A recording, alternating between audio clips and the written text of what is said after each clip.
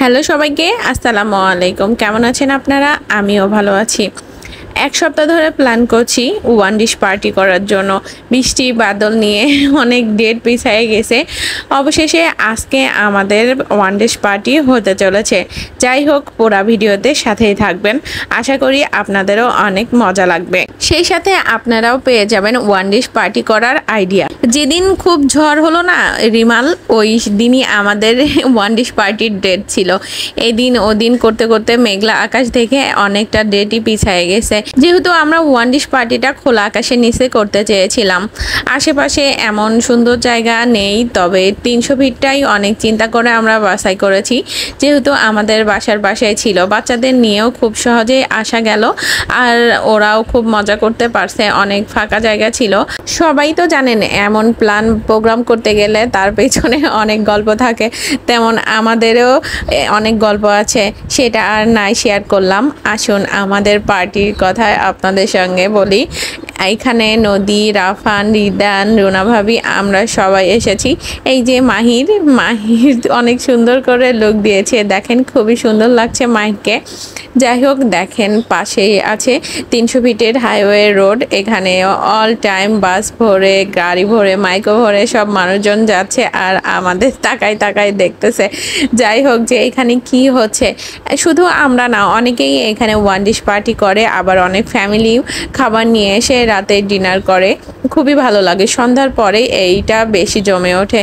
যেহেতু বাচ্চাদের নিয়ে এসেছিলাম, তাই আমরা বিকালবেলায় শুরু করেছি আমাদের এই পার্টিটা। আমাদের আজকে ওয়ান ডিশ পার্টির মেনু ছিল চিকেন চাউমিন, ফালুদা, আর ছিল হালিম। চিকেন চাউমিনটা আমি বানিয়ে নিয়ে এসেছিলাম, কারণ এটা খুবই সহজে বানানো যায়। আমি ভাবিদের মতো এত রান্নায় এক্সপার্ট না, এই জন্য ভাবিদের থেকে সহজ ডিশটা আমি নিয়েছিলাম। বলেছিলাম আমি চিকেন চাউমিনটা আমি বানাবো, কারণ ওটা সহজে রান্না করা যায়। আর রুনা ভাবি নিয়ে এসেছে হালিম আর পুরি, বৃষ্টি ভাবি নিয়ে এসেছে ফালুদা।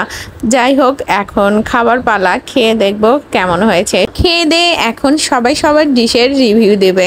যাই হোক, আমরা খাওয়া স্টার্ট করলাম। তার থেকে বাচ্চারা দেখতেছি খাবার জন্য খুবই পাগল হয়ে গেছে, কারণ এইগুলো সবগুলোই বাচ্চাদের খুবই পছন্দের একটা খাবার। আমরা 3 জন মিলে যদি কখনো কোনো প্ল্যান করি ঘুরতে যাওয়ার বা কোনো রান্না বান্নার, শুধু মুখ দিয়ে বের হওয়ার কথা, আর এই কথা বাচ্চাদের কানে যাওয়ার কথা।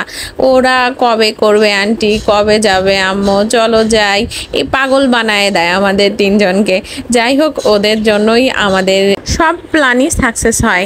সকাল থেকে আকাশটা কেমন মেঘলা, এই রোদ বের হচ্ছে, এই মেঘলা হয়ে যাচ্ছে, আবার বাতাস উঠছে, আবার বাতাস বন্ধ হয়ে যাচ্ছে। আমরা খুবই টেনশনে ছিলাম যে আল্লাহ, আজকেও কি আমাদের পার্টিটা হবে? কি যে টেনশনে ছিলাম বোঝাইতে পারবো না। তারপরে বের হওয়ার আগে দেখতেছি এত অন্ধকার হয়ে আসছে, এই বুঝি বৃষ্টি নেমে এলো, কিন্তু শেষমেশ বৃষ্টিটা নামলো না। এইদিকে হালিমের বাটি একদম আটকায় গেছে, খোলার তো অবস্থায় নাই। আমরা 3 জন মিলে এত ট্রাই করতেছি, তারপরেও বাটি খুলতেছিল না।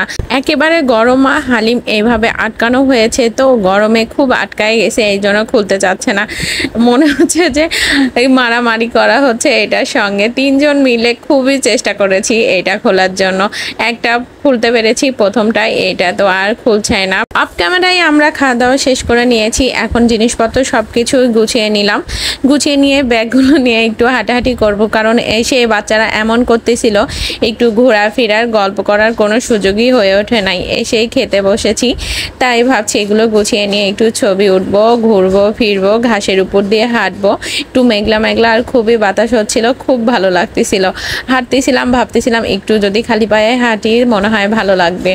তারপরে একটু পরে বৃষ্টি ভাবিও দেখি যে খালি পায়ে হয়ে গেছে, খুবই ভালো লাগছিল, মনে হচ্ছিল ছেলেবেলার মতো খুব দৌড়াদৌড়ি করি। তবে আমরা অফ ক্যামেরায় এমনটাও করেছি।